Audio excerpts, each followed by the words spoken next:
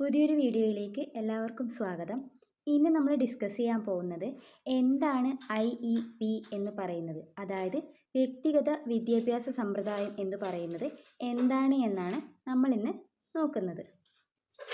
സ്കൂളിൽ അധിക പിന്തുണയും ആവശ്യമുള്ള വിദ്യാർത്ഥികൾക്ക് വ്യക്തിഗത വിദ്യാഭ്യാസ സമ്പ്രദായം എന്ന രീതിയിൽ നടത്തിവരുന്ന പ്രോഗ്രാമാണ് ഇൻഡിവിജ്വലൈസ്ഡ് എഡ്യൂക്കേഷൻ പ്രോഗ്രാം അഥവാ IEP എന്ന് പറയുന്നത്.